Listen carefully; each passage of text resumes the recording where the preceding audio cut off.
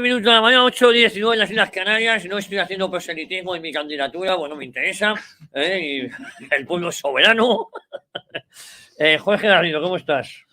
Buenos días, pues bien, aquí escuchándote de camino para acá y como siempre encendiéndome, pero bien. Pero bien, ¿no? Lo que digo coincide, básicamente, en algunas cositas. Yo ya pensando en el fin de semana que viene, las jornadas bolísticas que tenemos en Morillo, la final de la Liga Regional de Madrid, esas cosas que, por cierto, no voy a poder que me desahogan un poco del caos político. Y... Te prometí que iba a estar, pero no voy a poder estar porque tengo que estar en Málaga. Muy mal. Tú sabes que soy un veleta y tengo que hacer la pelota al Partido Popular a Málaga.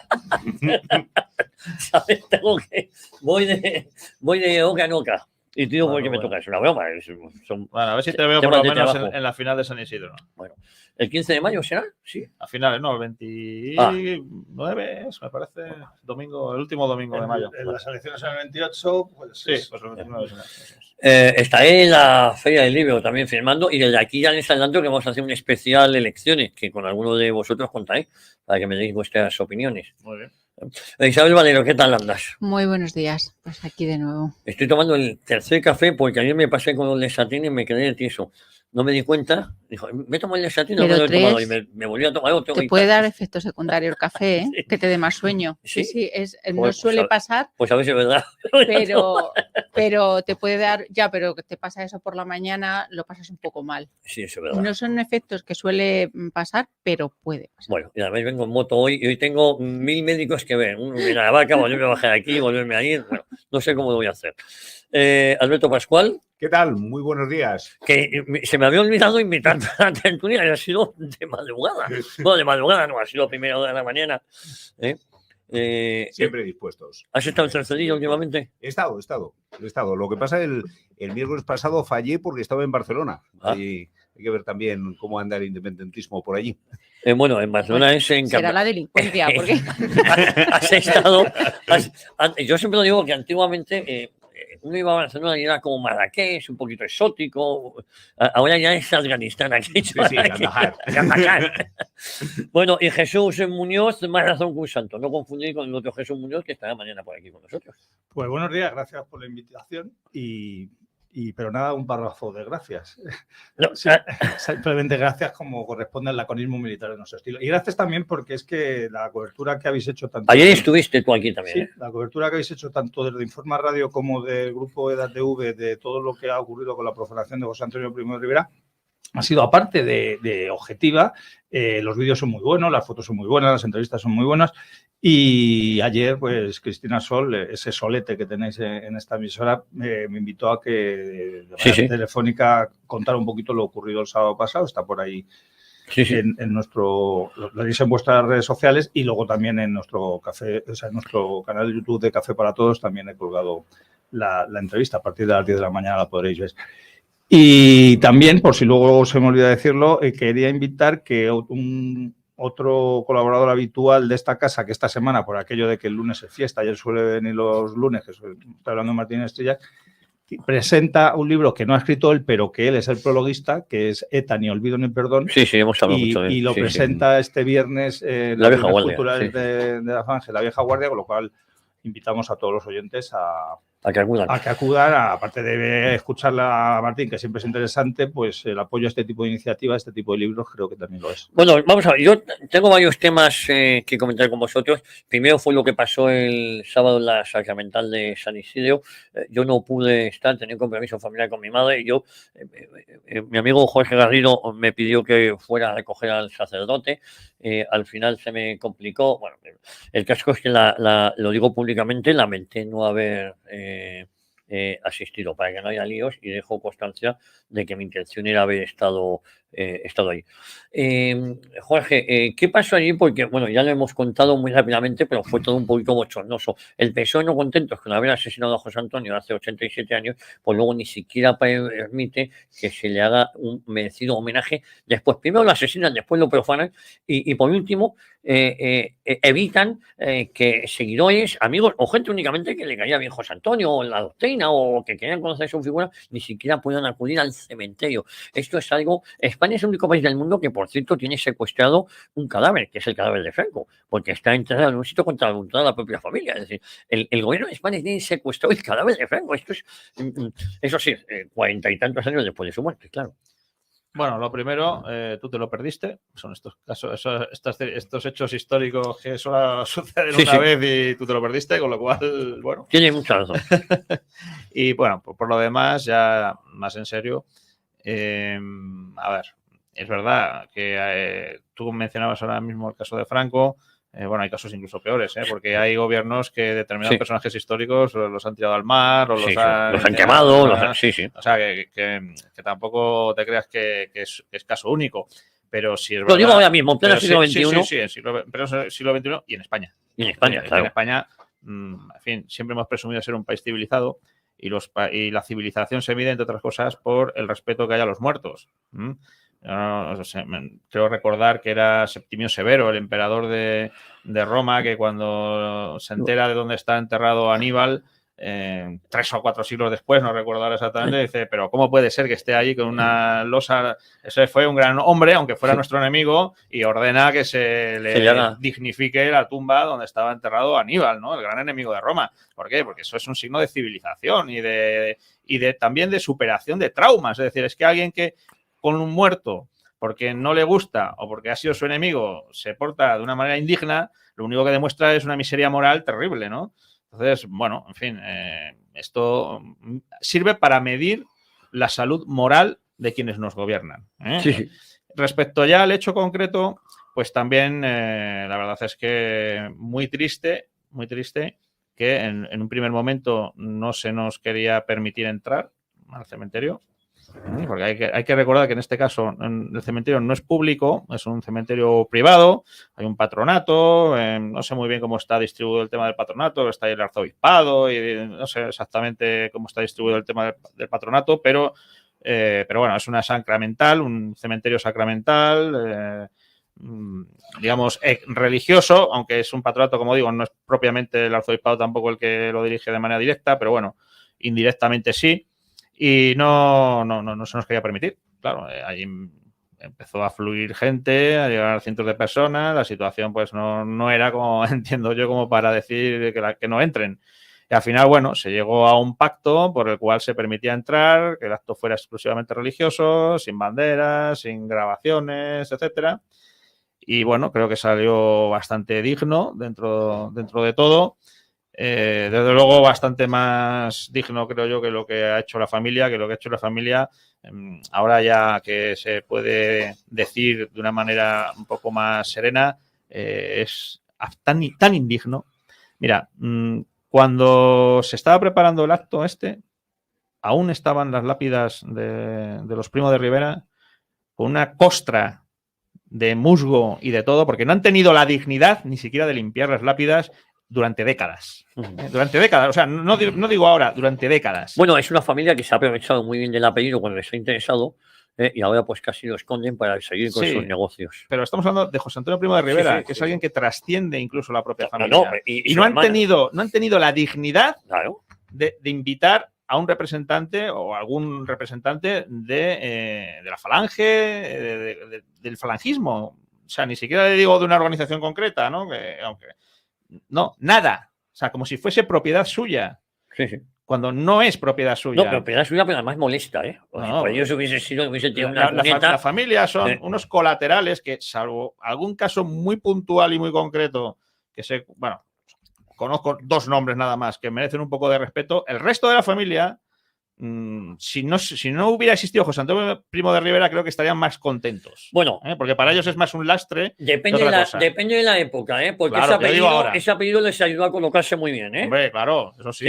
Eso ahora dicen, coño, nuestros negocios en bolsa, inmobiliario, pues a lo mejor ahora nos es un lastre. Pero ese mismo apellido fue el que les sirvió, independientemente de que no hay por qué ser falangista. Es decir, quiero decir que puede ser un Primo de Rivera y no sentirse falangista, pero eso trasciende al respeto. Si no lo es, al contrario, te quitas de en medio Unidos. Mira, yo soy falangista, pero, hombre, quien está honrando la memoria de mi antecesor son estos señores. Pues tomen ustedes y ayúdennos a llevar. Y ustedes son la voz cantante. Es lo que tenía que haber hecho. Pues Por un poquito de dignidad, pero bueno. El 24 de abril, pues traté de estar más moderado y de cumplir las consignas que se dieron, etcétera, y no atizar contra la familia por no montar un espectáculo que no sé si era lo que querían o no, pero desde luego no era nada conveniente. Pero ahora ya, con el paso de unos días y la tranquilidad, puedo decir que me avergüenzo de esa familia, que es indigna de llevar el apellido Primo de Rivera.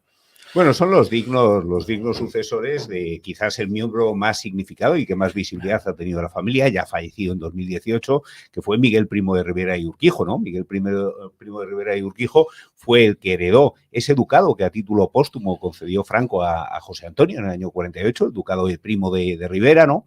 Y bueno, lo llevó pues con poca nobleza, porque el uso más significativo que hizo, aparte de que yo creo que méritos por encima de haber sido una de las mejores escopetas de España, campeón de tiro de pichón, yo creo que otros méritos no se le conocen, pero sí que al abrigo de ese ducado de Primo de Rivera, pues fue alcalde de Jerez y pudo hacer negocios a partir de ahí, ¿no? Y sin duda, lo que sí sirvió, de lo que sí le sirvió, fue para legitimar esa ley de reforma política de la que él fue ponente, y que, bueno, pues muchos de los procuradores, al escuchar que era un Primo de Rivera y nada menos que aquel que ostentaba ese ducado de Primo de Rivera, el que presentaba la ley de reforma política y el que, en definitiva, iniciaba el harakiri de las Cortes franquistas, pues lo siguieron con buena fe. No se puede hacer un uso más torticero de un apellido que eso, ¿no? Que el demoler todo un régimen al amparo de ese apellido, ¿no?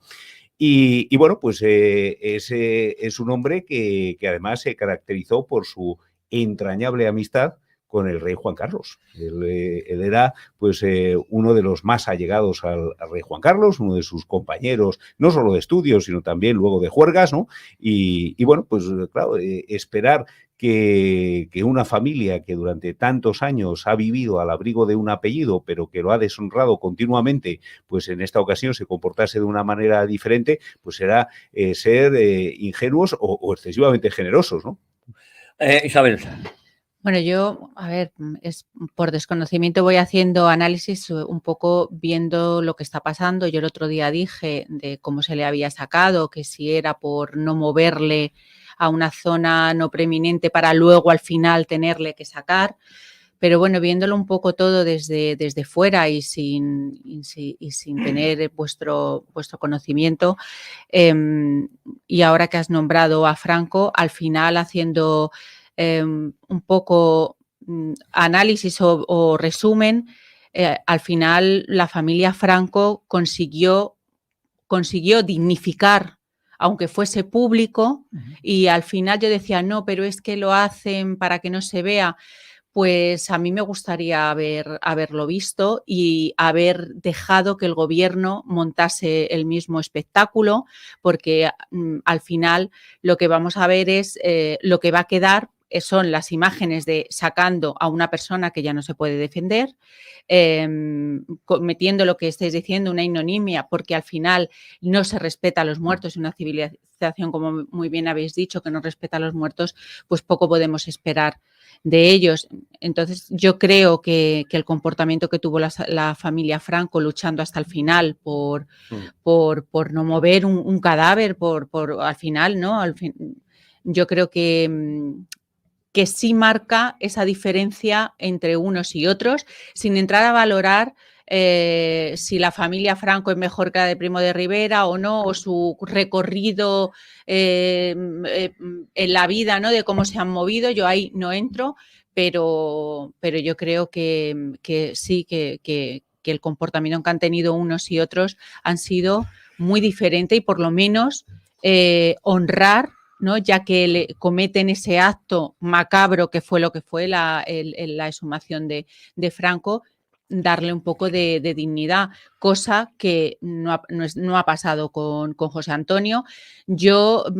Habéis sido un poco ingenuos al pensar que el sábado no ibais a encontrar problemas, porque ellos van a intentarlos poner por todos los medios y que eso no sea accesible al público. O sea, eso va a ser así para que no se convierta, y ellos lo van a decir así, en un centro de peregrinación, porque ahora al Valle no iba a ir la gente, pero al cementerio de San Isidro seguramente muchísima Más gente fácil. quiera ir a visitar la Más tumba de fácil José Antonio el acceso. y se va a convertir en un centro. Y espérate, porque es muy típico de regímenes comunistas que muevan los cuerpos, como hicieron con Miguel Ángel Blanco, Sí, como sí. les empiece a ocasionar molestias Problemas, y claro. se empiecen a sacar otra vez de la chistera, que no puede estar en un sitio preeminente, y Claro. eso ahí es un foco. O sea que yo creo que esto todavía no ha terminado, pero yo lo que espero es que el karma ponga las cosas en su sitio. Pues A ver. Isabel, además de blanquear una vez más un acto ignominioso, ¿no? La familia ha dado munición a otro de los estamentos afectados, ¿no? Por esta situación. Cuando se profana una tumba en una basílica pontificia, pues uno espera que la jerarquía eclesiástica pues diga algo al respecto, ¿no? Y cuando precisamente a preguntas, creo que de algún periodista, además de esta casa, el actual portavoz de la conferencia episcopal tiene que responder, ¿no? Pues ante esa exhumación, ellos lo que hacen es refugiarse inmediatamente en los deseos y la voluntad de la familia. Y lo que no dicen es que la familia lo que ha declarado es que le sacan del Valle de los Caídos porque está anunciado ya una desacralización de la Basílica Pontificia del Valle de los Caídos, y como José Antonio I de Rivera dejó el deseo en su testamento de estar enterrado en un lugar santo y al amparo de la cruz, pues por eso le sacan. Claro, es que, ojo, claro, no le dejó repreguntar al periodista, pero es que de lo que debe dar explicaciones la conferencia episcopal es de por qué se incumplen los pactos Iglesia-Estado, por qué no se denuncian esos pactos Iglesia-Estado, por qué no se reacciona ante una exhumación en una basílica pontificia, ¿no? Que ojo, que es que se produce la exhumación porque hay un anuncio de que esa basílica pontificia va a ser desacralizada. Sí, claro. Hay muchos cómplices en todo esto, por no redundar en todo lo que habéis comentado. Igual que dice Jorge, con buen criterio, que él se haya intentado mantener un poquito más frío hasta el día 24, yo reconozco que mi sangre caliente me ha hecho estar en primera fila de todo aquello que se ha hecho en medios de comunicación. He sido el que ha estado atendiendo a la prensa, he estado en los actos del día 24, se puede ver, no puedo negarlo, porque además hay imágenes en las que se me ve claramente. Entonces decía que por no insistir lo que habéis dicho o lo que he dicho estos días, comentaba Jorge el estado de las lápidas. Tuvieron que ir a limpiar a los jóvenes falangistas el día anterior. Es cierto que también una lápida que está en intemperie tampoco puede permitir que se pueda comer en ella, pero no era eso, no solamente la suciedad, ni una flor desde muchísimo tiempo. Hay imágenes de que fueron allá a limpiarla. Afortunadamente hay alguna imagen ya que se ha filtrado en la prensa de la ofrenda floral que se hizo. Fueron decenas y decenas los ramos de 5 rosas, fueron muchas las coronas de flores. Se ha tenido que repartir por las tumbas adyacentes, la de Pilar Primo de Rivera también, algunas porque es que se caían materialmente. El comportamiento de esa comisaria político que había allí, que era la representante del patronato del cementerio, fue bochornoso en su intento. Decía Isabel que si éramos ingenuos, que no, sabíamos que nos íbamos a encontrar una serie de inconvenientes, pero aún así había que plantar cara, y de hecho hasta se había notificado a la delegación del gobierno que no es necesario para dentro de un cementerio, pero que no te lo dijeran. Bueno, al final se puso por parte de evidentemente esta mujer estaría presionada por el gobierno, es decir, o bien directamente o bien no quería que fuera escaparate su cementerio de un enfrentamiento con el gobierno. Había más policía incluso el sábado que el día de la inhumación. También les debió doler mucho que nos saltáramos el cordón policial el lunes, y entonces pues estaban preparados desde el primer momento a intentar evitarlo con un despliegue policial digno de mejor causa. Yo ya lo he comentado muchas veces, seguro que en esos días estaría o bien intentando asaltar la valla de Ceuta y Melilla o estarían cometiéndose muchos crímenes allí mismo en Madrid y seguro que no estaba la policía, mientras que sí que estaba con nosotros. El comportamiento de la familia lo habéis comentado aquí perfectamente, con lo cual tampoco quiero extenderme en ello, pero ha sido indigno antes, es decir, los años anteriores, mientras ha permitido que se calumniara la figura de José Antonio Primo de Rivera. Y ellos, aunque solamente porque fuera su familiar, no dijeron nada, no vaya a ser que les afectara en los consejos de administración de las grandes empresas en las que se encontraban. Ha sido indigno desde que se conoce que se va a intentar sacar a José Antonio de allí, hacer un comunicado vergonzoso, lo que parece que lo único que le importa es que le fueran a quitar una serie de ducados, y en los que elogian la figura de, la menciona aquí Alberto, ese personaje siniestro para mí, que es un sobrino de José Antonio. Por cierto, a los que hayan visto imágenes de José Antonio, hay una imagen muy entrañable de José Antonio con un niño en brazos, ese es su sobrino. Ese es el que, entre comillas, traicionó el franquismo y al que tanto elogia esta parte de la familia de José Antonio, que sigue viva, que además recordemos que son sobrinos nietos de. Ninguno conoció, por supuesto, a José Antonio y, como decía Jorge, salvo algún caso muy excepcional, ninguno se considera falangista. Pero es que también ha sido indigno en el momento de la inhumación, accediendo a todo lo que había dicho el gobierno, impidiendo que nos pudiéramos acercar. Estaba en concreto previsto que se parara justo en la puerta del cementerio cuando venía el coche fúnebre para que se celebrara un responso, y como estábamos allí, el coche pasó de largo, como lo de Bienvenido Mr. Marshall, la imagen de esto, pues exactamente igual, porque estábamos nosotros allí presentes. Ese fue uno de los motivos por los que saltábamos el cordón policial, porque queríamos acercarnos.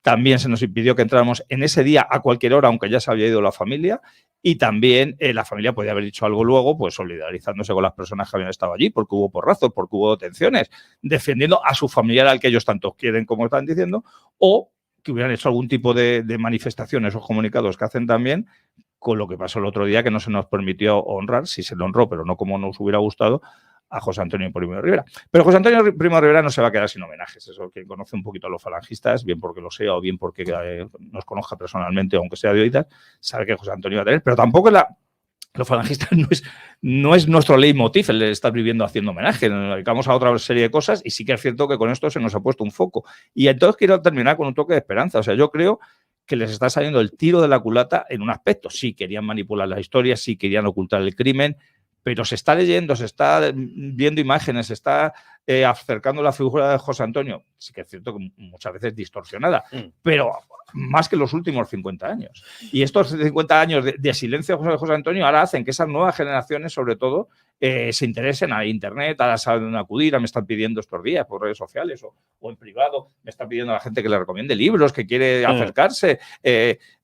Ahora va a haber unas elecciones, quién sabe si a lo mejor se consigue, que nos da igual, pero se consigue un puñado más de votos de gente que no estaba dispuesto a votar a Falange y por el mero hecho de ser un voto respuesta, un voto protesta, lo pueden hacer. O sea que a lo mejor han abierto la caja de Pandora. Sí. Oye, por cierto, nuestro amigo Pedro Jesús Espada nos dice que bien se escucha Informa Radio en Belía de San Antonio. Por cierto, estaba el día 24. Sí, me lo ha dicho que estuvo contigo. Le di un abrazo allí. Sí. Y luego Juana Buzoneros, que ayer había escuchado a César Vidal decir que este gobierno ha nacionalizado a 6 millones de personas.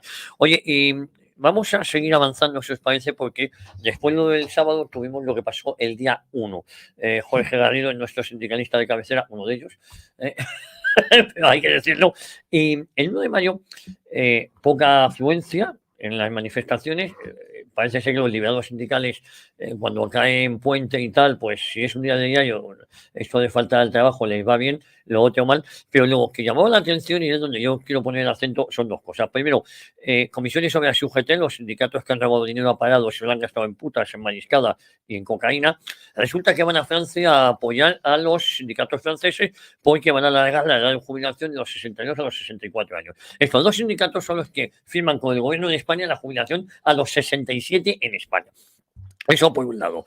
¿Qué medida por ciento me están dando los sindicatos en Francia? O por lo menos el comportamiento de cómo luchan por, y no aquí. Y luego, lo otro que me llama poderosamente la atención es que ministros del gobierno de España, según cifras oficiales, hay 3 millones de parados. Posiblemente sean 4 millones de parados si contamos los frijoles contigo. Resulta que van ministros del gobierno de España como si esto del paro no tuviese nada que ver con ellos. La COE tendrá la culpa de muchas cosas y tal, no tengo ninguna simpatía. Pero que vayan ministros a las movilizaciones sociales que históricamente son de protesta, y yo me hacía esta pregunta, ¿cómo es que los asistentes ahí no corren a gorrazos a los ministros? No veo a ningún ministro francés acudiendo a las manifestaciones del 1 de mayo en Francia, y aquí varios ministros, como si no fuera con ellos, un país que tiene 4 millones de parados, y van los ministros a sacarse fotos y a apoyar a estos sinvergüenzas que son Unai Álvarez y Unai Soldi y Pepe Álvarez. Jorge, yo es algo, digo, esto es una puta, esto es una castaña, y uno entiende un poco que este país, la enfermedad que tiene es más grave de lo que parece. Ministros del gobierno apoyando movilizaciones sindicales que se supone que son contra el poder establecido, y el poder establecido acude a esas manifestaciones como si esto del paro pues fuese de culpa de Bruselas. Bueno, desde perspectiva sindicalista llevamos denunciándolo desde hace Perspectiva ya tiempo. sindicalista que todos los martes aquí a eso de las 10:30. Efectivamente, todos los martes aquí, y hemos tratado ya repetidamente el tema de las manifestaciones en Francia, que no es una cosa de la del 1 de mayo, que llevan meses movilizándose contra esta reforma de las pensiones, y como la actitud hipócrita de comisiones obreras y UGT, pues que han estado permanentemente apoyando las reivindicaciones de los sindicatos franceses, que los sindicatos franceses están en estas movilizaciones todos unidos, de todo el espectro. Sí, o sea, sí. Todos unidos contra esto. No es como aquí en España que comisiones sobre UGT van por libre y todos los demás les importan una higa, porque aquí, bueno, el régimen es el que es, y estos son los 2 sindicatos apesebrados, los 2 sindicatos oficiales del régimen, nada que ver con lo que sucede en Francia. Este es un ejemplo. Mientras aquí pactan, efectivamente, y dan el visto bueno a esa reforma de las pensiones con jubilaciones a los 70 años, en Francia no pasan los sindicatos porque se eleve a 64. A 64. Pero es que hay más. Y es que en España los sindicatos llevan muchos años actuando de anestesiadores del movimiento obrero. Es decir, quienes coartan, quienes canalizan para atemperar las justas reivindicaciones en muchas materias de los trabajadores españoles son precisamente comisiones obreras y UGT. No se podrían haber realizado las reformas laborales que se han hecho en España si no estuvieran aquí el mundo sindical dominado por comisiones obreras y UGT, que cuando organizan alguna protesta ya está todo calculado para que sea una protesta de baja intensidad. Para ellos cubrir su expediente, pero que la cosa nunca vaya a más. En Francia llevan meses movilizándose millones de personas con los sindicatos unidos en contra de esta reforma. Que luego alguno me ha dicho, bueno, pero a lo mejor es verdad que hay que alargar las pensiones porque la gente cada vez tiene más expectativa de vida, etcétera. Y yo siempre les respondo lo mismo. El día que los políticos se sometan al mismo régimen de pensiones que el resto de los mortales, a lo mejor lo firmo. Pero fíjate. Pero mientras ellos tengan su régimen aparte, con el cual con dos legislaturas en el Congreso ya tienen la jubilación máxima, etcétera, a mí que no me cuenten películas. Pero además es que eso no sería ni siquiera el objeto del debate, que eso sería objeto de otro debate. El objeto del debate es que en España estos sindicatos han pactado que nos jubilemos a los 67 variando las reglas del juego. Porque a lo mejor pueden decir, a todo el que se incorpore al mercado laboral, las reglas han cambiado. Para los que llevamos 40 años cotizados, no me cambie usted las reglas ahora. Pero independientemente de esto, es que estos golfos se van a Francia a apoyar eso cuando aquí han pactado que nos jubilemos a los 67. Es que son es decir, hipócritas. que a eso es a lo que voy, independientemente de que yo, naturalmente, que entro en ese debate. No, pero es que, claro, porque es que ¿sabes qué pasa? Que muchas veces lo que queda feo en las formas, a veces se combate con ese argumento de fondo de decir, bueno, es que las pensiones tal y como están son insostenibles. Por eso digo, cosa que no es cierta. No. Es cierto mientras se están utilizando los fondos que se recaudan con todas las cotizaciones, etcétera, para cosas que no deberían. Claro. Porque aquí, eso sí, con la seguridad social se puede costear, vamos, hasta cambios de sexo y se pueden costear. Hay muchas. Para determinadas cosas sobra el dinero. Sobra el dinero. Los políticos, como digo, tienen su propio régimen, por el cual tienen la pensión máxima con apenas 2 legislaturas, tienen una serie de privilegios que, claro, como a ellos no les afecta, pues legislan alegremente con las pensiones de los demás. Y entonces, claro, en todo este entramado, además, comisiones sobre la UGT, que mucho hablar de lo público, bueno, no sé si sabes, pues supongo que sí, el negociazo que tienen comisiones sobre la UGT con los fondos de pensiones privados, por ejemplo, de los funcionarios públicos. Que están gestionados, por ejemplo, por BBVA y UGT y comisiones obreras, y todos van a comisión. Comisión de gestión, como le llaman, pero la comisión de gestión es la forma de justicia, porque claro, no, los de comisiones de UGT no son los que técnicamente llevan la gestión de esos fondos, pero ellos también se llevan su piquito. De eso no hablan. Como no hablan de cómo están aplicando a sus propios trabajadores no solo expedientes de regulación de empleo, sino, por ejemplo, tienen bloqueadas negociaciones de convenios colectivos que, como afectan a la propia UGT, ahora mismo hay movilizados trabajadores de UGT en determinadas, por ejemplo, en Castilla y León y en determinadas regiones, porque UGT no quiere mantener las subidas salariales respecto al IPC y cosas de estas que, en cambio, exigen a los demás, exigen a la patronal, etcétera. Cosa que me parece bien, pero que no se aplican a sí mismos. Y están haciendo expedientes de regulación de empleo con las indemnizaciones mínimas. Mínimas que les permite la ley. No, es que como es lo que dice la ley, perdona, pero tú no has estado presionando para que se dé más, pues tú puedes dar más. Porque las mínimas, claro, como dice la palabra, claro, son mínimas. Tú puedes ser más generoso, pero no lo hacen tampoco. Es decir, son hipócritas en todo. En todo son hipócritas. A ver, la presencia de ministros en las movilizaciones del 1 de mayo, Isabel. No, pero eso es igual que la presencia en las manifestaciones de la violencia de género y están soltando violadores y van ellos.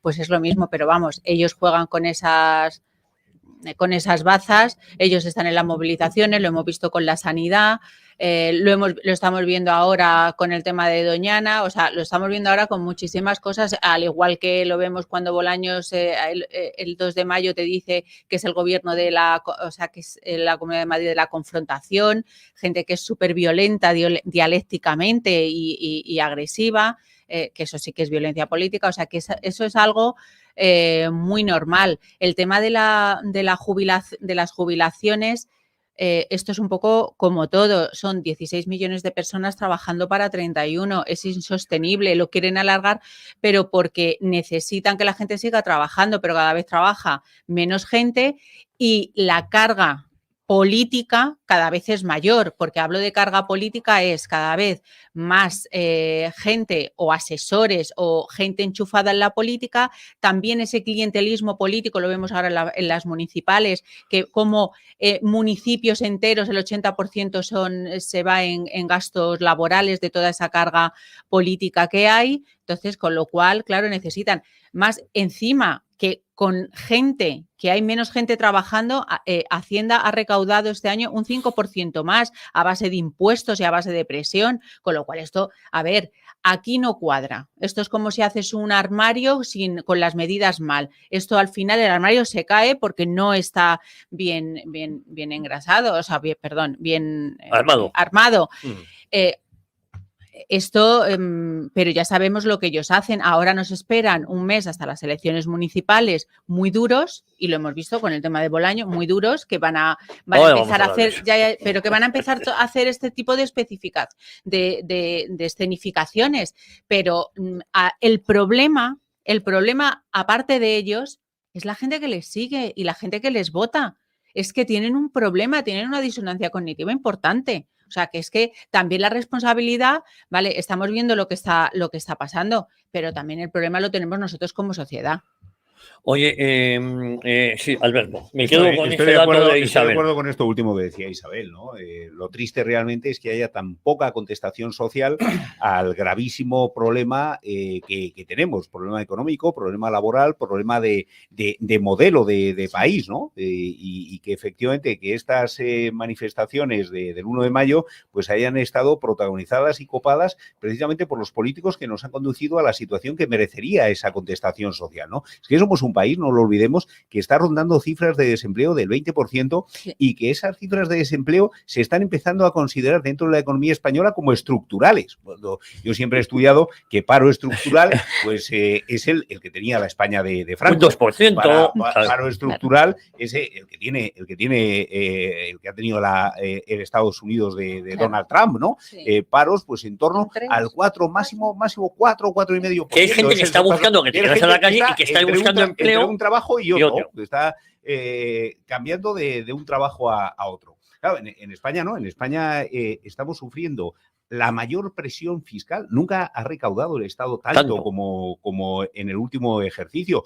Nunca nos hemos encontrado titulares en la prensa económica todos y cada uno de los días en los que las grandes empresas del IBEX 35 presumen de sus beneficios. Todos aquellos sectores que están regulados, banca, energéticas, bueno, han presentado resultados récord. Esas empresas que ya digo que ya están reguladas, en las que ya el gobierno tiene algo que decir sobre ellas, pues lejos de contribuir a la redistribución de la riqueza, España sigue avanzando en el índice Gini. El índice Gini es el índice que mide la desigualdad entre los más ricos y los más pobres dentro de una economía.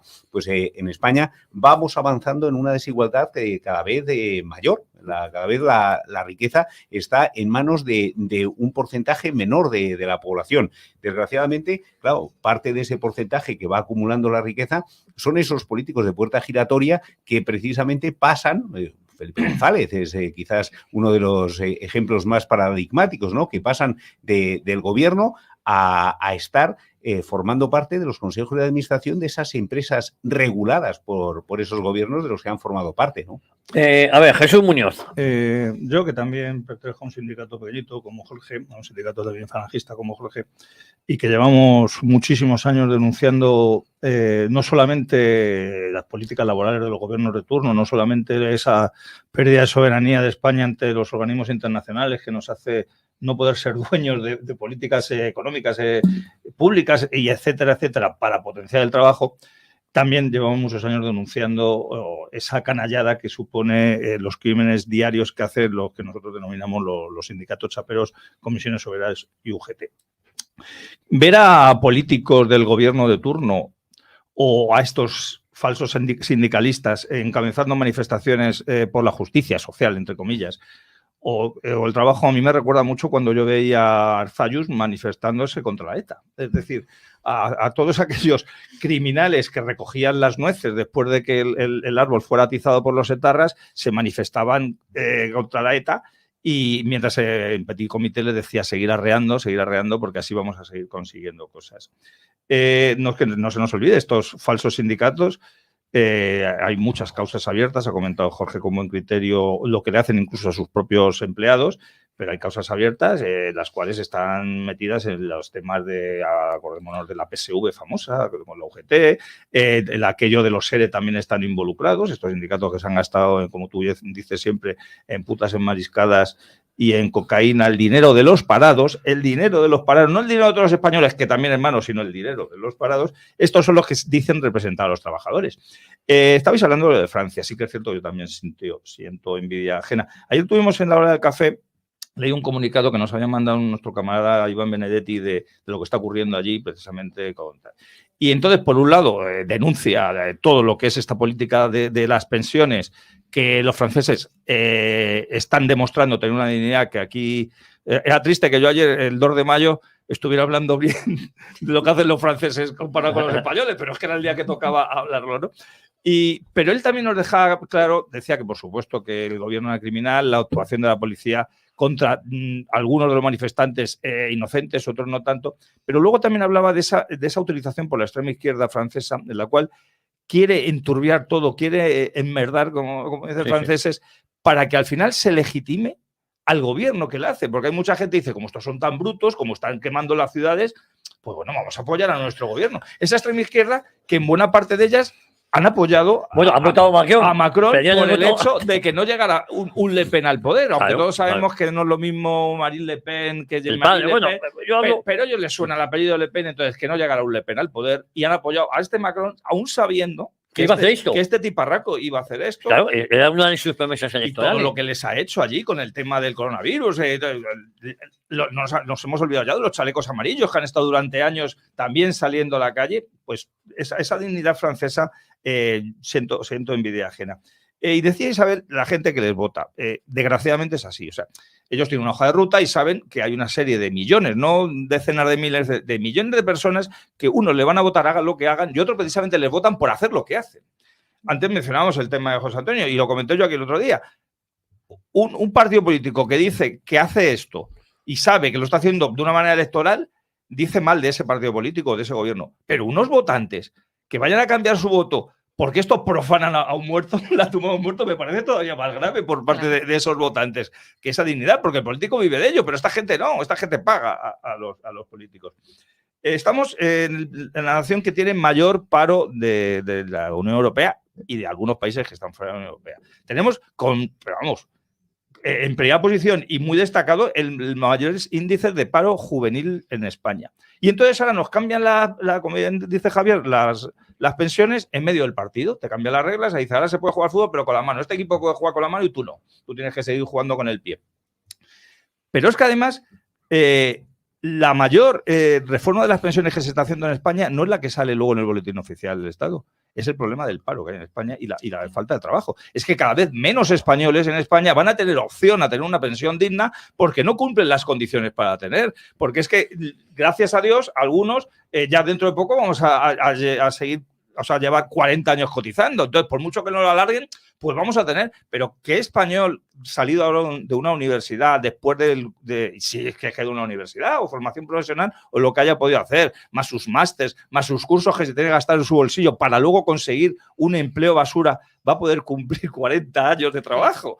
¿Quién va a llegar a los 67 años si este joven cuando llega ahí ya no serán 70 o 75 años? O sea, el problema de las reformas de las pensiones no solamente es que sea criminal y como me dice Javier, se cambia la regla, es que nadie va a poder cumplir, con lo cual pueden decir lo que sea de las pensiones porque nadie. Entonces nosotros, dentro de lo que cabe, tenemos cierta seguridad de que podemos llegar a recibir una pensión digna. Los jóvenes deberían desde ahora mismo ponerse a luchar, pero vamos, en la calle de donde fuera, porque es que es su futuro, no van a poder pero formar. A ese futuro les han dicho que tienen que incorporarse al mercado laboral cuando tengan 30 años, claro, porque ya lo hemos normalizado. Hemos normalizado porque le hemos dicho que acaba una carrera que te han regalado, entre comillas, y que luego, que para tu carrera poner la labor, en valor, te tienes que hacer un curso en una escuela privada, que precisamente están ellos también en esas escuelas privadas. Las élites pueden llevar a sus hijos a colegios carísimos en el extranjero, porque el título universitario en España, con estas políticas educacionales, está más... Como Pedro Sánchez dice. Como Pedro Sánchez, por ejemplo, que a él le hacen hasta la tesis.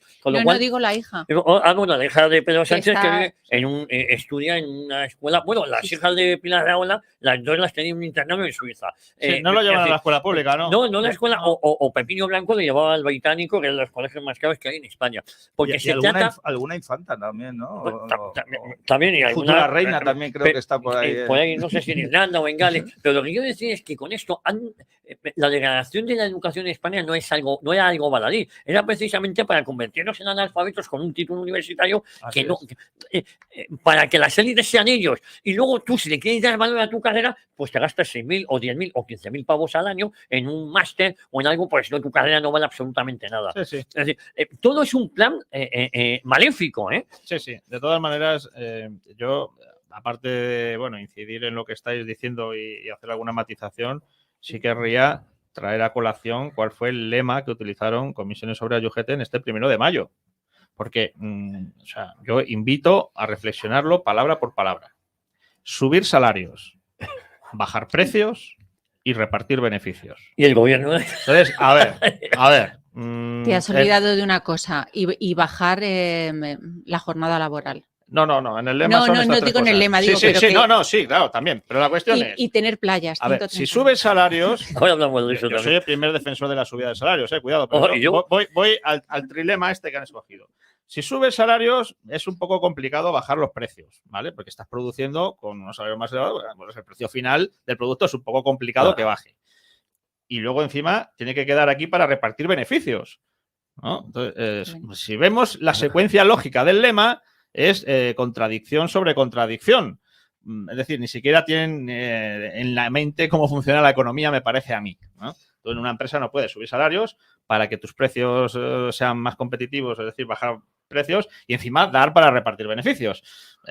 No. Y si a esto le añadimos que hay que subir los impuestos o digamos la presión fiscal a la que están sometidas las empresas, etcétera, pues no sé cómo conseguir esto. Que, como decía antes, eso sí, UGT y comisiones a sí mismos no se lo aplican, ¿no? Porque esto de subir salario no les gusta. En fin. No, han despedido a mucha parte de sus empleados en función de la reforma laboral, de la antigua reforma laboral de Fátima Báñez, que ahora le han dado un toquecito. hay un tema que sí me preocupa, lo ha mencionado Isabel, que es el tema de hasta qué punto la seguridad social es insostenible o no. Yo tengo que decir, efectivamente vivimos en una época en la que por una cuestión de natalidad el actual modelo pues necesariamente está pasando una crisis y eso es lógico. Lo que habría que hacer es unas políticas de natalidad muy diferentes para que la pirámide se mantenga en una escala, digamos, natural, con una base más amplia y que se vaya reduciendo a la medida que se sube y no como tenemos ahora, que es absolutamente ilógica y antinatural. Eso es cierto, pero hay más cosas. Hay más cosas. Yo antes mencionaba el tema de cuánto gasto la seguridad social tiene superfluo al que no se le mete mano. Hablaba, por supuesto, de cómo los políticos se mantienen al margen, porque si ellos estuvieran en el mismo régimen, a lo mejor lo enfocaban de otra manera. O sea, lo que pasa es que, claro, aunque solo sea por egoísmo, pero no. Pero luego vemos, lo ha dicho, lo habéis mencionado todos, yo creo, que el tema de los parados. Es que, claro, Jesús Muñoz en concreto lo ha dicho ahora. Es que con el índice que tenemos de parados, es muy difícil también sostener la seguridad social porque es necesario que la gente trabaje para que cotice, evidentemente. ¿Qué sucede? Que tenemos un sistema de reparto. El sistema de reparto, algunos dicen que es una especie de estafa piramidal. Bueno, yo no lo creo tan así porque es un sistema permanente. En el sistema piramidal necesariamente hay que seguir engrosando. Aquí no, basta con que la base sea siempre más amplia que los que van a recibir la prestación y eso en una pirámide normal siempre va a ser así, una pirámide poblacional. Lo que pasa es que como eso también se ha alterado, pues surge el problema, ¿no? Pero efectivamente es que antes en España, hace años, la seguridad social funcionaba de manera distinta. Sí. La seguridad social se concibe originalmente como una especie de servicio social, iba a decir sustitutorio, no sustitutorio, no me sale la palabra, para los que no tienen cubierto subsidiario, no me sale la palabra, perdón, subsidiario. ¿Por qué? Porque toda la seguridad social estaba organizada a base de mutualidades, sobre todo mutualidades y sistemas de previsión en los cuales organizados sindicalmente o por ramas de la producción, etcétera, de tal manera que uno va a tener la pensión en función de lo que uno ha cotizado y punto. O sea, no era un sistema de reparto como el actual. Cuando Felipe González introduce esa idea de la universalización de la seguridad social y cuando se cargan todas las mutualidades y se trata de unificar todo en la actual seguridad social, se encuentra con el problema de que, claro, como tú quieres universalizarlo todo y que no sea el Estado el que subsidiariamente atienda a las personas sin cotización, sino que directamente la seguridad social atienda a todo el mundo, cotice o no cotice, claro, pues los que estamos cotizando estamos manteniendo también a los que no cotizan. Y es que eso es lo que no puede ser. Las pensiones no contributivas las tiene que pagar el Estado, no la seguridad social, porque no han contribuido a la seguridad social. Entonces, que el Estado no puede dejar a nadie indefenso, por supuesto, por eso tiene una labor subsidiaria, pero porque tenemos que hacerlo los que cotizamos. Claro, con nuestras cotizaciones. Claro. Es que empiezas a ver punto por punto claro. Y te das cuenta por qué esto no funciona. Y es por eso, porque se han cargado un modelo lógico y han metido o nos han introducido en un sistema de reparto ilógico en el que, con la excusa de la solidaridad, lo que hacen es poner en tela de juicio la viabilidad del modelo, ¿no? En fin, yo además invito a ver cómo se gestiona esto en otros países, porque hay otros países que incluso con el mismo modelo de solidaridad, lo estamos hablando de Francia, están protestando porque van a elevarla a 64. ¿Qué pasa? ¿Que la pirámide de Francia es muy distinta a la de España? No es tan distinta. No es tan distinta. ¿Y por qué allí sí es sostenible a los 64 y aquí no? Bueno, pues eso es lo que a mí me tienen que explicar. Porque, oye, a lo mejor si hay unos argumentos de fondo y me convencen, pues vale, pero es que yo hasta ahora nada más que he oído excusas de mal pagador. Pero vamos a ver aquí las claves, no que no sea, por supuesto que podría ser sostenible perfectamente, pero aquí se ha dicho primero el problema que hay de paro, el problema que hay de natalidad y eso es y ahí puedes encontrar, y el modelo que tenemos impositivo y el que tenemos también de que ese dinero no solo se destina, o sea, y el gasto superfluo, pero que el gasto superfluo daría para que España estuviese entre otra vez de nuevo las 8 mejores naciones del mundo. No te quepa duda. O sea, lo que pasa que aquí estamos, claro, y cada vez necesitan más dinero, pero es que lo ven, o sea, volvemos a lo mismo, es que ves a una señora que se va a comprar el pan, por ejemplo, y lleva toda una parafernalia de 20 personas detrás de ella. Y esto tú lo añades en los ayuntamientos, o sea, tú es que empieza a multiplicar. O sea, tenemos un gasto superfluo, la administración paralela es en las comunidades autónomas. Bueno, los millones es algo que se vuelve la cabeza, o sea, que es que aquí hay un problema, es un paro estructural enorme, un problema demográfico y un problema de que es un sistema que había que arrasar por completo porque no hay nada rescatable y, por supuesto, que la seguridad social sería perfectamente viable. Es más, heredamos del régimen anterior, les guste o no, un modelo de nación que era compatible y que la gente vivía muchísimo mejor y no se pagaban impuestos. Pero las instituciones que trabajaban para el Estado y para el interés nacional no ganaban dinero, sino que se limitaban a gestionar. Sencillamente eso, y con planes realmente que sí eran para el interés nacional. O sea, pero ahora lo que estamos viendo, pues es la verdad, una corrupción ya a un nivel ya mundial, porque es que esto al final dependemos, nuestra soberanía no la tenemos nosotros y al final todo esto de las pensiones pues es una vuelta de tuerca más para seguirnos sometiendo y para vivir en la miseria y para repartir miseria, porque lo que hacen desde la Unión Europea es repartir miseria, no hacen otra cosa. Hay otra jugada que es lo del reducir la jornada laboral. Hay personas que se piensan que al reducir la jornada laboral van a cobrar lo mismo. Pero es que ahora nos enteramos que no es así. Es el lema ahora ya de toda la extrema izquierda, esto de tenemos que trabajar menos. Y sí, pero es que vas a cobrar menos. El lema del 2 de mayo no es otro lema que expropiese, es decir, van a ir ahora contra los 4 ricos que haya, el señor Roche, el señor Ortega, el señor Los 4 ricos o las grandes fortunas como Felipe González o Pepe Bono que están declarando en República Dominicana. Pero ya no ellos viven como multimillonarios. Ellos viven es que como son multimillonarios. No, los políticos pueden ser millonarios a base de no sé qué Felipe tengan González en otros... y esta gente, sí, bueno, pero los que están ahora no tienen un patrimonio para vivir como viven. Pero dales tiempo, Isabel, dales tiempo. No, a ver, vamos a ver. Ellos se lo van haciendo. Mira, pero aún así, aquí hay que ser una persona que tenga 1 millón ahora mismo en su cuenta corriente, no es un millonario, porque sabemos, o sea, que ese valor... No, y esta gente, con el patrimonio que tengan, me da igual que tengan 300.000 y que tengan una casa en no sé dónde, me da igual, no pueden vivir. Un señor que se coge un Falcon, y no estoy hablando del presidente del gobierno, sino de todo lo que pulula, de los ministros, de los jefes de gabinete, de tal, que se cogen un Falcon para ir a hacer compras. Esta gente vive como millonarios, vive como... Pero mira, Isabel, ¿sabes qué es lo que pasa? Que los políticos cuando declaran sus bienes personales. Y sus bienes personales, pues no figuran gran parte de su patrimonio. En cambio, cuando hacen la lista de Forbes o todo esto, meten como patrimonio a los grandes millonarios todas las sociedades de las que ellos son dueños. Si tú metes todas esas sociedades que tienen todos estos políticos, salvo los que acaban de llegar, claro, que necesitan tiempo para hacer su patrimonio, pero todos estos que, claro, es que Felipe González, a lo mejor a su nombre tiene poca cosa. Ahora te aseguro que Felipe González es multimillonario, ¿eh? Si no utilizasen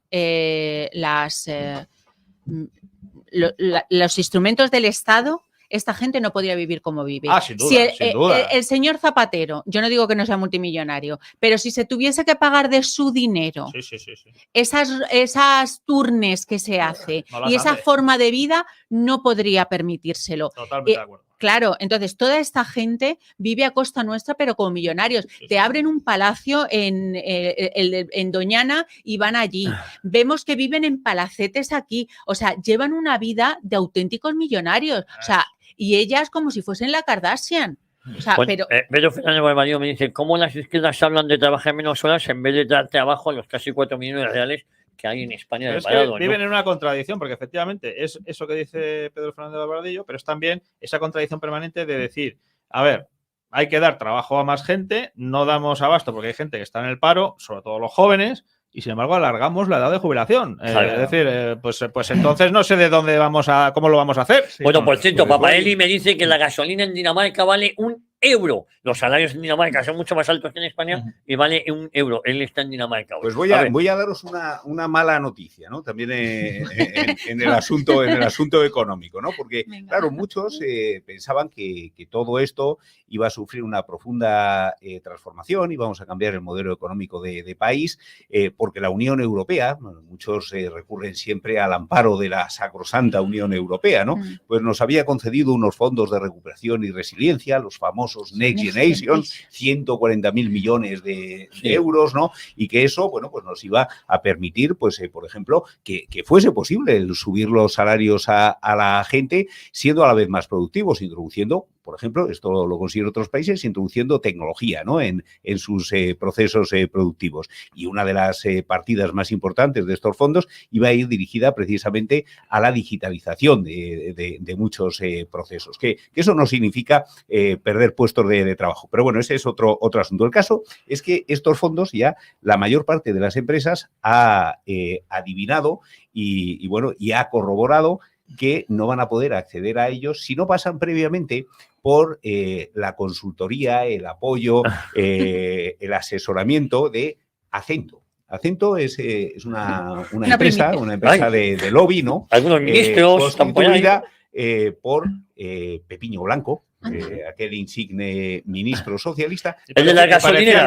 Pero no está solo, ¿no? Blanco, No está solo, sino que está en compañía pues de varios insignes miembros del Partido Popular, ya sea directamente, como Rafael Hernando, como Antonio, como el señor Alonso, gente que ha ocupado pues secretarías de Estado, con Mariano Rajoy, con Aznar. Está también el hijo de Esteban González Pons. Me dirán, bueno, pues hasta aquí lo de siempre, ¿no? PP, PSOE, que son lo mismo, ¿no? Y claro, yo hurgando en el organigrama de Acento, lo digo para que ya pierdan definitivamente toda esperanza en nuestros oyentes de que esto se va a resolver de algún modo, pues me encuentro a un tal Marco Candela.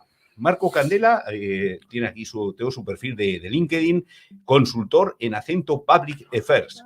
Bueno, pues este señor resulta que hasta entrar en Acento ha sido diputado de la Asamblea de Madrid durante 4 años. ¿A que no sabéis por qué partido? No es ni del PSOE ni del Partido Popular. De Podemos. ¡Anda! De Podemos. Exactamente igual que en las cajas de ahorros.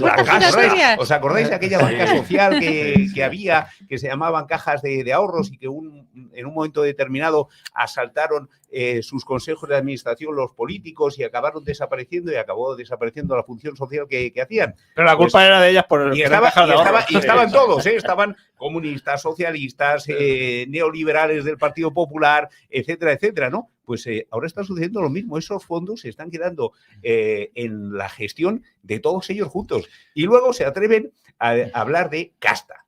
Sí, tiene cojones. Esta casta, estas élites que habéis mencionado los tres en algún momento de vuestras últimas intervenciones, son aquellos que empujan la Agenda 2030, aquello de no tendrás nada y serás feliz. Y nos han demostrado, como antes estábamos hablando del tema del trabajo, que te empujan a que tengas un título universitario, a que tengas un máster, a que aprendas 2 o 3 idiomas que al final no te sirven para conseguir un trabajo, pero te han obligado a hacerlo y entonces estás muy bien cualificado en el pelotón de los torpes, porque luego ellos sí que ya se encargarán de colocar a dedo o como sea a los que de verdad puedan tener un trabajo.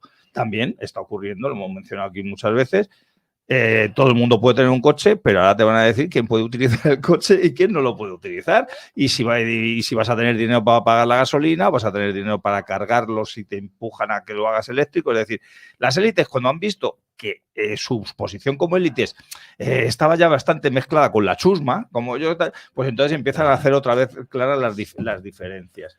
Habéis mencionado también aquí que ese despilfarro, esos gastos superfluos, no hay una máxima de este sistema político, es de no hay dinero para las pensiones. Por un lado, lo utilizaban para decirte que hay que importar, como el que importa tornillos o tomates, millones de trabajadores de fuera de España. Te dicen, para asegurar las pensiones, para asegurar esta pirámide que hablaba Jorge y tal, hay que coger 10 millones de inmigrantes. Y no habrá que utilizar a 10 millones de personas en España que no estén trabajando y que trabajen. ¿Por qué tienen que ser inmigrantes? Pero es que nos dicen, no hay dinero para las pensiones y mienten. No hay dinero para las pensiones porque se lo gastan en, por ejemplo, todo esto relacionado con la inmigración, sobre todo la ilegal, todo lo relacionado con los chiringuitos, todo lo relacionado con las subvenciones a partidos políticos y a sindicatos, y podíamos estar aquí toda la mañana mencionando temas para lo que sí que hay dinero, pero te ponen como excusa que no hay dinero para las pensiones. Cierre usted el grifo de eso, que es absolutamente ya no innecesario, sino que es perjudicial. Tenemos 17 autonomías, Más dos ciudades autónomas, que es que desgraciadamente, quitando alguna excepción, no solamente no es que sirvan para la unificación de los españoles, sino para reventar esa unificación. Incluso dan golpes de estados, incluso tienen a terroristas en parlamentos y demás, pero eso es intocable. Eso es intocable. Pero es que no va a haber dinero para las pensiones. Vamos a ver, no habrá dinero para ustedes, gentuza, que llevan más de 40 años viviendo del momio, pero una persona que lleva trabajando honradamente 40 años. Y el que no lleva, como decíamos antes, trabajando 40 años porque no se lo permiten, porque ustedes no ponen. Igual que ahora hacen normas para la vivienda, se acuerdan de que hay un problema de la vivienda, pues también se están acordando cerca de unas elecciones que hay un problema de paro en España, pero si es que el paro es consustancial con este régimen. De todas Oye, maneras, sí. perdón, un inciso por algo que ha dicho Jesús, que tiene mucha razón. Yo lo he denunciado siempre. A ver, para cualquier persona, sobre todo si está desempleada, es fundamental tener una buena formación, porque con una buena formación siempre vas a poder tener un abanico mayor de opciones laborales en el futuro, etcétera. Ahora, aquí se ha dicho hasta la saciedad que una de las claves para acabar con el desempleo es la formación, y eso es mentira. Es decir, tú individualmente como trabajador, cuanto más formado estés, más opciones tendrás. Pero si todo el mundo tiene muchísima formación, pues seguirá habiendo el mismo porcentaje de desempleo. Es decir, lo que tienes que hacer es crear empleo y que tus trabajadores estén cualificados para todos esos empleos que tienen menos capacidad para cubrir vacantes, etcétera. Eso sí, eso sí. Ahora, cuando vemos que hay trabajos en España que no se cubren porque no hay personas dispuestas a cubrirlos, pues a ver, primero hay que analizar qué sectores son y por qué no se cubren, porque a lo mejor resulta que es que están tan infrapagados, que es que se parece más a la esclavitud que a un trabajo normal, o que simplemente la formación de nuestros jóvenes va en una dirección cuando las necesidades de nuestra economía no se ajusta a esa formación. Vale. Es decir, si aquí todos somos licenciados en Derecho, pues tenemos un problema. Claro. Tendremos mucha formación, pero tenemos un problema. Es decir, aquí hace falta también electricistas, y a veces cuesta encontrar electricistas, o fontaneros, es decir, también hay que dignificar la formación profesional, ver qué sectores necesitan una cualificación para esos sectores entre la gente, y no se hace. Aquí es que todo el mundo quiere tener la máxima cualificación en muchos temas que a lo mejor no son áreas justamente de gran demanda. Y sin embargo, hay otras áreas en las que sí que habría que profundizar más, sobre todo las relacionadas con las nuevas tecnologías, etcétera. Bueno, pues por ahí sí. Pero yo creo que hay un error de base en pensar que simplemente formación y ya está. Solucionado el tema del desempleo. Pues me temo que eso es un grave error. Afortunadamente, y por no ser demasiado cenizo, ¿no? Que os decía antes que os iba a dar una noticia mala más, ¿no? Muchos además de los oyentes dirán, claro, es que Alberto Pascual está denunciando que bueno, para trincar fondos europeos tienes que pasar por Acento, y que Acento está integrada por todos y cada uno de los partidos políticos del sistema, todos ellos están participando de ese juego y todos están trincando por ello. Y dirán, claro, es que Alberto, como tiene esa campaña contra la partitocracia y les tiene tanta manía a los partidos políticos, necesita más argumentos para solicitar su ilegalización. Pues no, este dato no lo he sacado yo, os digo de dónde lo he sacado. Este dato lo da en un libro que acaba de publicar John de Zulueta, que fue presidente del Círculo de Empresarios y de hecho creo que sigue siendo presidente honorífico, un hombre para nada antisistema, ¿no? Y bueno, que acaba de publicar una obra que titula España fallida y donde habla de esto, ¿no? Que efectivamente ya las Big Four saben que hay que pasar, si quieres trincar algo de fondos europeos, tienes que pasar por Acento. ¿Quiénes son los integrantes de Acento? El dato de este diputado de la Asamblea de Madrid, podemita, ahora integrado en la estructura de Acento, lo da John de Zulueta en este libro. Y claro, la buena noticia, por eso digo que os iba a dar una buena noticia, es que muchas de estas cosas que Jorge estaba ahora planteando y que son de sentido común, pero que sin embargo los gobiernos en España pues parece que lo han olvidado y por eso nos han conducido a la ruina, ya se los están empezando a plantear. Y no porque sean personas bien intencionadas, que persigan el bien, la belleza y la verdad, ¿no? Sino porque se están dando cuenta de que empieza a haber un despertar del pueblo, que el pueblo empieza a darse cuenta de que llevan décadas tomándonos el pelo y que, bueno, pues anticipándose a una posible reacción social, pues están empezando a ponerse sus autovacunas y a hacer un poquito de autocrítica. Pero bueno, yo creo que de todas formas el pueblo español, ayer celebraban el 2 de mayo. Por cierto, no entiendo por qué celebran el 2 de mayo quienes lo celebran, ¿no? Porque el 2 de mayo, más allá de una reclamación, reivindicación por las armas de unos derechos soberanos, de una soberanía nacional, fue una acción contrarrevolucionaria. O sea, no olvidemos que lo que extendía Napoleón por Europa eran, bueno, pues los frutos de esa Revolución Francesa de ese 1789, que, bueno, pues vino a establecer una nueva cosmovisión del mundo, ¿no? Y que esa cosmovisión, pues contra esa cosmovisión se opuso el pueblo español, que no sus élites, el pueblo, ¿no? Por cierto, yo iba a hablar, ese era el otro tema que me quedaba, después del 1 de mayo, vamos al 2 de mayo, y yo, Alberto, estaba comentando esta mañana, no sé si coincidís conmigo, que en 1808 la jerarquía, las élites políticas, incluso la corona, da la casualidad que también tenemos 4 reyes de esa época, tenemos a Carlos IV y a Fernando VII, ahora tenemos también otros 4 reyes, el emérito la historia es pendular, sí. y Felipe VI, es que llevo toda la mañana, Fernando VI, Felipe VII,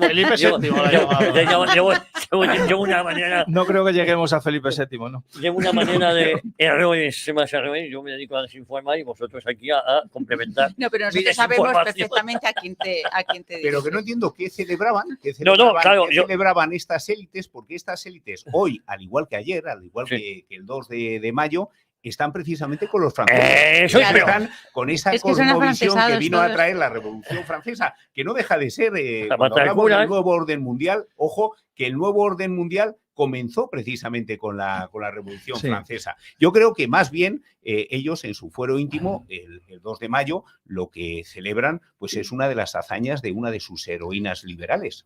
Hoy que no está Josepa Parelli, como sabéis todos, de origen argentino, pues voy yo a recordar qué sucedió el 2 de mayo. El 2 de mayo fue hundido el destructor General Belgrano por parte de la Armada británica, 2 de mayo de 1982. En la guerra de las Malvinas, por si hay 323 marinos argentinos murieron en esa acción que ha sido calificada de criminal, porque bueno, pues violó cualquier posible derecho de la guerra y bueno, pues ya digo, fue una acción ordenada por la heroína liberal para aquellos o para muchos de los que ayer estaban en la Puerta del Sol, que era Margaret Thatcher, esa a la que han dedicado los héroes liberales como Esperanza Aguirre, le han dedicado una plaza en Madrid. Además, una plaza al lado de Colón, es lo que te iba a decir, de la estatua de Blas de Lezo, para más Inri, la han colocado muy cerquita de la estatua que hay dedicada pues a uno de los mayores dolores de cabeza de los británicos. Yo muy brevemente, ayer yo colgaba en redes sociales un cartel que, os recordáis que ese cartel que se puso en el Ayuntamiento de Madrid que ponía refugiados welcome, yo puse un cartel que ponía franceses welcome. Y entonces comenté que muy posiblemente nuestros dirigentes de ahora, cuando entraran las tropas de Napoleón en España en 1808, hubieran puesto ese cartel. Bueno, y a los que nos opusiéramos a ellos seríamos xenófobos, seríamos ultras. Pues mira, Jesús, precisamente hablábamos al principio de la tertulia de José Antonio Primo de Rivera, ¿no? José Antonio Primo de Rivera, precisamente refiriéndose al 2 de mayo, y en esto creo que hemos ido a peor, ¿no? Decía, si el 2 de mayo de 1808 hubiera llegado precedido de la inmunda preparación espiritual de nuestros tiempos, hablaba de sus tiempos, los previos al año 36, ¿no? El pueblo, en lugar de echarse a la calle, hubiera soportado con resignación bovina la presencia de los soldados de Napoleón. Bueno, vamos a ver, os cuento, Siempre clarividente. os cuento que nos quedan 3 minutitos, rápido, No, Isabel. es que yo solo quiero Y decir tengo que muchas cosas que decir. somos capaces de lo mejor, como fue en 1808, echar a los franceses, pero para después decir vivan las cadenas con Fernando VII. Sí. O sea, que es que nosotros somos la contradicción. No, en sí mismo. Pero te voy a contar, un 2 de mayo no solo se hunde el general Belgrano, un 2 de mayo de 1879 nacía el partido más criminal y corrupto de la historia de España, que es el PSOE, 144 años de historia, robando y matando. Por cierto, el Pues 2 de mayo... probablemente en su fuero íntimo lo que estaban celebrando ayer eran estos dos hechos, ¿no? Las hazañas de su heroína liberal y Bueno, por otro lado bueno, la fundación Y, de y su también partido recomendar referente. que lean a Galdós, por favor. Hagan dos, pero episodios nacionales, pero también te voy a decir, no confundir con la escopeta nacional, que es otra cosa. Oye, hay otra cuestión.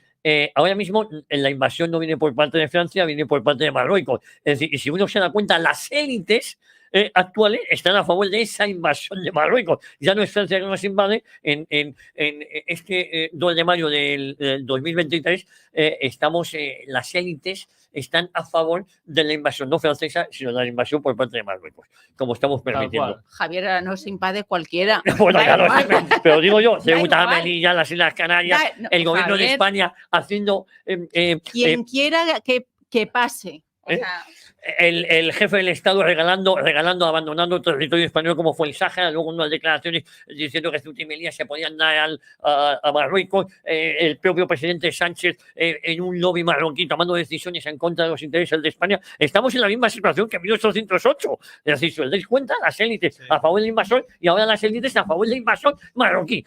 Oye, ¿me dejáis que lea algunos mensajes de los oyentes? Pues yo estoy aquí Vamos a ver, no sé por dónde empezar, estoy muy nervioso. Vamos a ver. Coincido con el análisis de Jesús Muñoz. Antes la figura de José Antonio me resultaba indiferente y ahora me cago en los montos de quien lo critica. Jugada maestra de Pedro el necrófilo.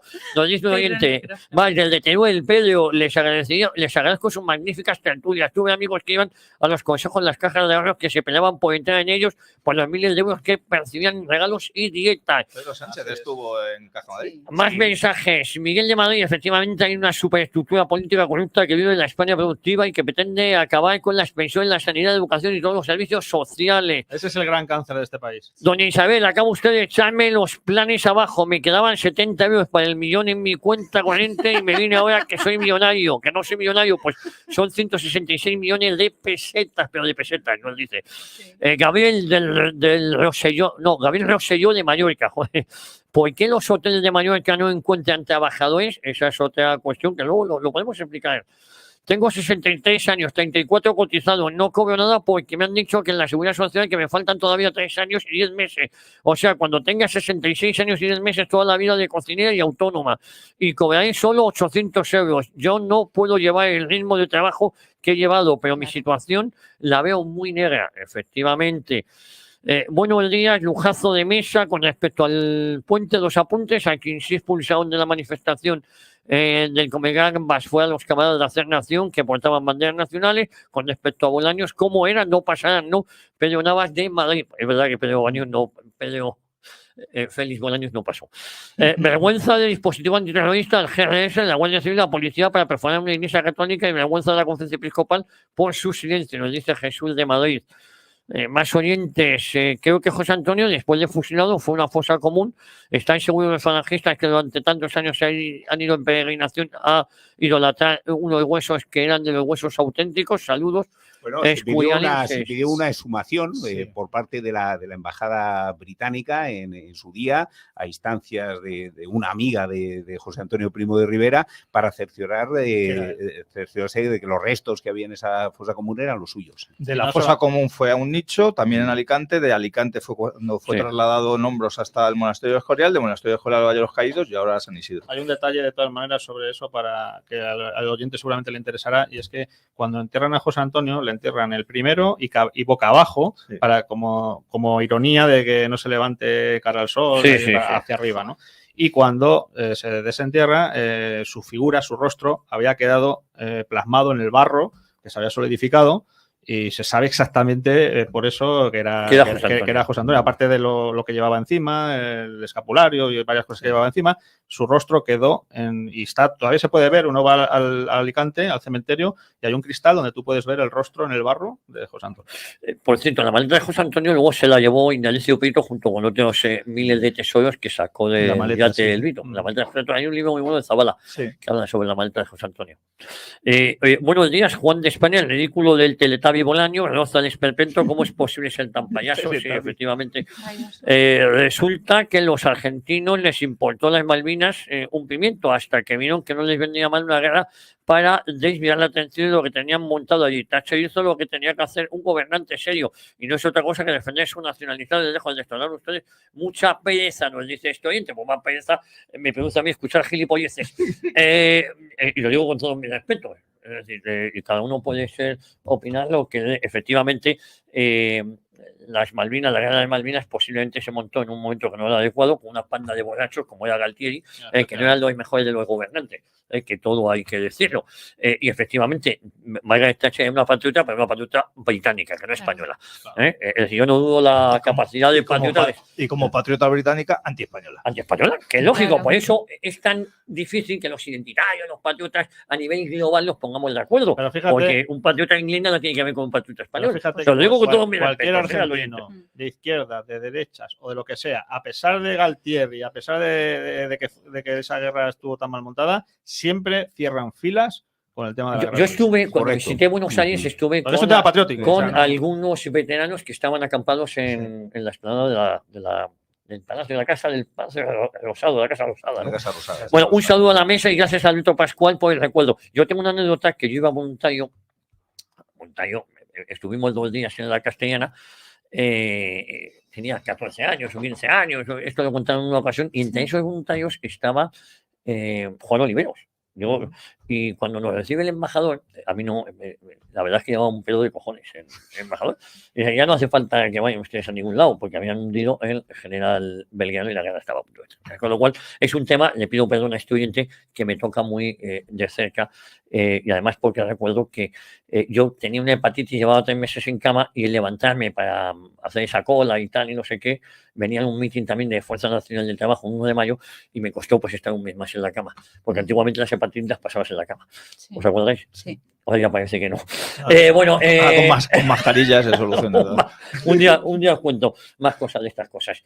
Jorge Garrido, un abrazo muy fuerte, muchas gracias por haber participado. Otro para vosotros y para todos los oyentes. Hemos tocado casi todos los temas. 1 de mayo, 2 de mayo, la invasión francesa, la invasión marroquí. Hasta las Malvinas. Hasta las Malvinas. Honor y gloria a los veteranos de las Malvinas. Siempre. Y a todo el pueblo argentino que luchó con valentía a pesar de lo nefasta de su clase dirigente y de esa junta política, que de eso había mucho que hablar, de esa junta militar política. El mejor de esa junta posiblemente fue Videla, ¿no? De eso lo digo por provocar. No sé. Vaya como termina. No sé si habría alguno bueno ahí, no sé, sinceramente. Bueno, algo bueno. Que la coyuntura de la Argentina de aquella época, el terrorismo, los montoneros, todo aquello, pues también hay que situarse. María Estela no vive, ¿no? Sí. Sigue viviendo. Vive ahí no, María Estela vive en un chalet que hay ahí en camino de donde está, ¿cómo se llama? Donde está el Acuópolis, el Villanueva de la Cañada. Villanueva de la Cañada. Antes hay una urbanización que se llama Villafranca del Castillo. Sí. Un chalet. Bueno, yo he tenido siempre devoción por Juan Antonio Perón y nunca me he escondido. Su médico personal es camarada nuestro. Vale. Un día hablamos de estos temas históricos en Cita con la Historia o en Historia de una época. Hablamos de estas cosas. También conociste al chofer de Fulgencio Batista cuando estuvo en España. También, yo fui muy amigo de su hijo Roberto. Camarada mío en el distrito de Tetuán. Que falleció el año pasado, Roberto Batista. Yo es que soy muy clásico. ¿Cómo te acuerdas de eso? Sí, claro. No me acuerdo de lo que comí ayer, pero estas cosas. Jesús Muñoz, un placer. Muchas gracias. Ya sabéis, este programa lo podéis ver en nuestro canal, aparte de todos los sitios de Estado de Alarma e Informa Radio, en nuestro canal Café para Todos de YouTube. Y ya para otra semana mencionaremos que aquí también sientas en estas tertulias a candidatos de otros partidos. Sí, hablaremos cuando llegue el momento, ¿eh? Venga, primicia. Jorge Garrido va como número 3 a la Comunidad de Madrid por Falange Española de Aljons y aquí estáis hablando con el futuro alcalde de Madrid. Ah, bueno, tú vas de número 1. Joder, qué nivel hay aquí. Oye, otro amigo mío, o sea, que me da la razón con respecto a las Malvinas, pero dice usted que digo gilipolleces. No. Yo no he dicho que digo gilipolleces, digo que me dan pereza. Usted dice que le doy pereza a mis comentarios, a mí me da pereza que diga esto. Sobre todo porque el tema de las Malvinas me toca muy de cerca, ¿no? Gilipolleces, además le pido perdón si usted ha entendido eso. Pero no siempre los oyentes son soberanos. Solo nos quedó lo de las estelas. Lo de las estelas, es verdad. No, lo de las estelas lo hemos recogido hoy en la noticia. Sí, por eso digo que un día hacemos un debate. Le di tu teléfono a David. Sí, me ha llamado. ¿Y habéis hablado ya? Me ha mandado Vale. Un cuestionario. Vale. Isabel, vale, un placer. Igualmente de estar aquí con todos vosotros. Alberto Pascual, que se me ha hecho muy corto esto hoy. No, claro, yo ahora voy a hablar de todo, pero insisto, no, yo digo que un oyente puede tener una opinión dispar, y yo además la leo con todo mi cariño, pero no coincido con su apreciación, independientemente que en algo tiene razón, y efectivamente que se hizo, fue una operación muy mal montada por una banda de borrachos, la mayoría de ellos. Había mandos intermedios que se salvaban, pero ahí no tienen la culpa, o no tienen la culpa que para mí las Malvinas son argentinas igual que Gibraltar, que poco se habla de Gibraltar, posiblemente porque hay un lobby anglosajón, igual que hay un lobby marroquí que lucha a favor de los ingleses de Marruecos y a favor del Reino Unido en España. Punto. Y un pacto igual que Gibraltar es español, Hombre, claro que lo hay. Argentino. Claro que lo hay. Pero vamos, independientemente, que algo tiene razón este oyente, sí, pero eso no significa que desde mi punto de vista las Malvinas sean argentinas. Nada más, amigos, no se vayan ustedes porque ahora vamos a hablar de todo. Yo tengo que ir al baño, voy a reventar y continuamos aquí en Informa Radio en La Boca del Lobo.